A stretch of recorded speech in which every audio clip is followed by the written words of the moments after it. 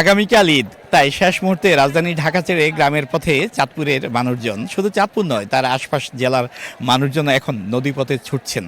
তবে গতকাল যে চাপটি ছিল সেই চাপটি এখন ধীরে ধীরে অনেকটা কমে এসেছে। তা আমরা এই মুহূর্তে আছি চাঁদপুর লঞ্চ টার্মিনালে, যেখানে আমরা দেখতে পাচ্ছি যে রাজধানী ঢাকা থেকে ছেড়ে আসা যাত্রীবাহী লঞ্চ এমবি সোনাতরী 1 সেই লঞ্চটি থেকে যাত্রীরা এখন আস্তে আস্তে নেমে যাচ্ছেন। এবং আমরা দেখতে পাচ্ছি যে যাত্রীরা লঞ্চ থেকে নেমে পন্টুন, তারপর সেই পন্টুন থেকে যে গ্যাংওয়েটি আছে সেই গ্যাংওয়ে পার হয়ে তারা টার্মিনালের যে পরের অংশটি আছে, অর্থাৎ যেখান থেকে তারা আবার সড়ক পথে গ্রামের বাড়ি ফিরে যাবে সেই জায়গাটিতে তারা যাচ্ছে। তা আমরা যাত্রীদের লঞ্চ থেকে নেমে যাওয়ার পর থেকে তাদের চোখে মুখে কিন্তু একটা উচ্ছ্বাস এবং হাসি মাখা মুখে দেখছি, কারণ দীর্ঘ 3.5 ঘন্টার পথ পাড়ি দিয়ে তারা চাঁদপুরে ভিড়লো। তাদের কারো চোখে মুখে কিন্তু আমরা ক্লান্তির কোনো চাপ দেখছি না। আমরা একটু কথা বলতে চাইবো আপনাদের কারোর সাথে। ভাই, কেমন আপনারা যে মুহূর্তে আসলেন? আলহামদুলিল্লাহ, খুবই ভালো লাগছে। এখানে খালি সিএনজি ভাড়াটা সিন্ডিকেট না হলেই হবে, মানে এখানে প্রচুর পরিমাণ না, লঞ্চে কোনো ঝামেলা হয় না। আলহামদুলিল্লাহ ভালো ছিলাম, শুধু সিএনজি ভাড়াটা বেশি না হলেই হবে। আসলে যাত্রীবাহী লঞ্চে যে তারা যাতায়াত করেছেন সেক্ষেত্রে তাদের কোনো অনুযোগ বা অভিযোগ নেই। তবে তাদের একটা অভিযোগ আছে, সড়ক পথে তারা যখন গ্রামের বাড়ি ফিরে যাবেন সেক্ষেত্রে সিএনজি চালিত অটোরিকশা বা অন্যান্য যে যানবাহনগুলো আছে সেখানে তাদের কাছে বাড়তি ভাড়া আদায়ের একটা চেষ্টা করা হচ্ছে, সেই অভিযোগটি আছে। এবং এটি বলা যেতে পারে যে গতকালও আমরা কিন্তু একই অভিযোগ যাত্রীদের কাছ থেকে পেয়েছি।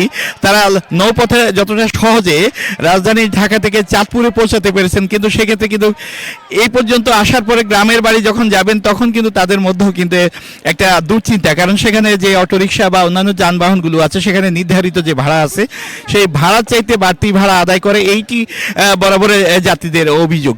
তো আমরা এখন পন্টুনের আছি, আমরা দেখতে পাচ্ছি যে এই যে সোনাতরী 1 যাত্রীবাহী লঞ্চটি রাজধানী সদরঘাট থেকে চাঁদপুরে পৌঁছেছে, তার আগেও কিন্তু রাজধানী সদরঘাট থেকে চাঁদপুরে 5টি এনি 6টি যাত্রীবাহী লঞ্চ এবং নারায়ণগঞ্জ থেকে আরও 3টি যাত্রীবাহী লঞ্চ চাঁদপুর টার্মিনাল পর্যন্ত পৌঁছেছে।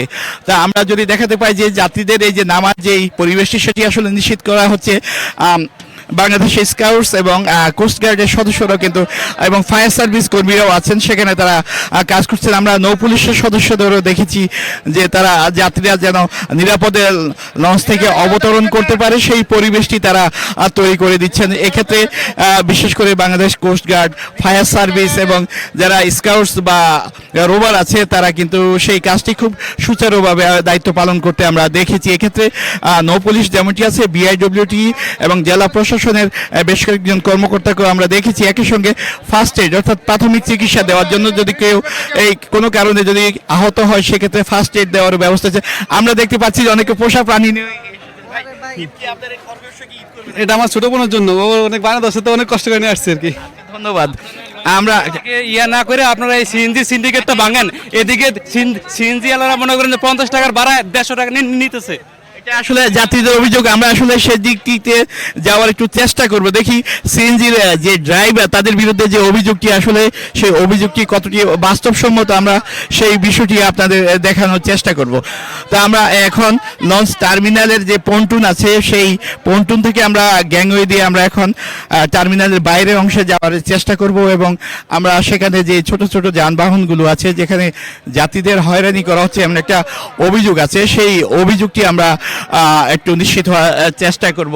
আরেকটি তথ্য জানিয়ে রাখি যে রাজধানী ঢাকার সঙ্গে যে চাঁদপুরে নৌপথে যাতায়াতের জন্য ডেকের যে ভাড়া সরকার নির্ধারণ করে দিয়েছিলেন, অর্থাৎ মালিক সমিতি 188 টাকা, সেক্ষেত্রে কিন্তু এখন নেওয়া হচ্ছে 170 টাকা, কোথাও 10 টাকা বা 18 টাকা এই ভাড়া, এই পরিমাণ টাকা কিন্তু কম নেওয়াতে আসলে যাত্রীদের মধ্যেও কিন্তু এক ধরনের স্বস্তি আছে।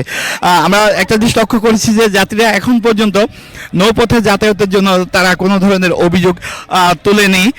তবে তাদের বড় যে অভিযোগ সেটি হলো যে বাড়ি ফেরার পথে তারা যে ছোট ছোট যানবাহনগুলো ব্যবহার করে সেখানে কিন্তু তাদেরকে এক ধরনের হয়রান করা হচ্ছে, অর্থাৎ বাড়তি ভাড়া আদায়ের চেষ্টা করা হচ্ছে এবং আমরা সেই বাড়তি ভাড়া কেন নেওয়া হচ্ছে আমরা সেই বিষয়টিও একটু তুলে ধরার চেষ্টা করব।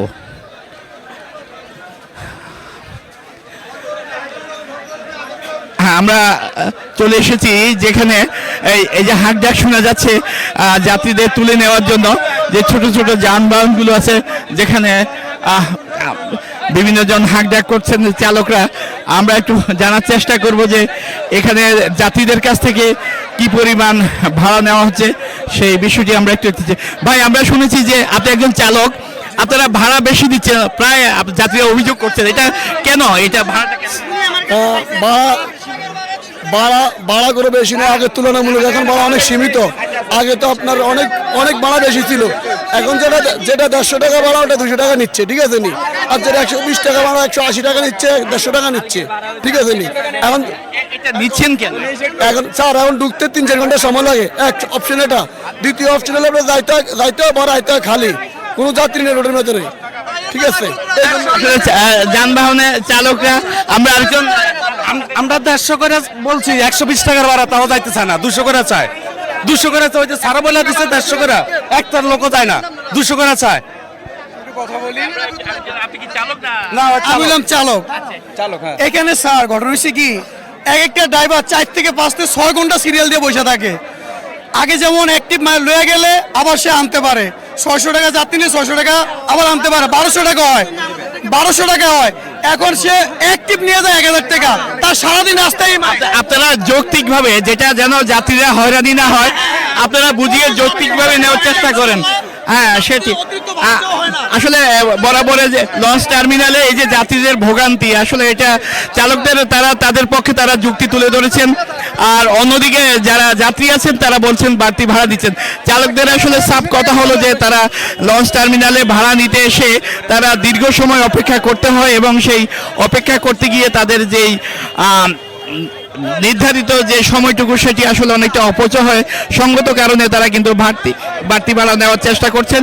তো চাঁদপুর এই যে লঞ্চ টার্মিনালের বাইরের দৃশ্যটি, আসলে এটি দ্রুত একটু তদারকি করা দরকার, এবং এক্ষেত্রে কিন্তু প্রশাসন বা আইন শৃঙ্খলা রক্ষাকারী বাহিনী তারা যদি একটু তৎপর হয়, বা যাত্রী এবং যারা চালক আছে তাদের মধ্যে যদি একটা সমন্বয় করা হয়, তাহলে হয়তো এই ধরনের দুপক্ষের যে অভিযোগ সেটা অনেকটা খণ্ডন করা সম্ভব হবে, এবং একটা সমাধানের পথ তৈরি করা যাবে। তো এই ছিল আমার কাছে চাঁদপুর লঞ্চ টার্মিনালে নৌপথে ঘরে ফেরা যাত্রীদের নিয়ে সব শেষ। আমি কি কিছু ধরেছি নাকি? আপুটা আপনাকে চেক আউট করছে, জাস্ট কুল থাকুন।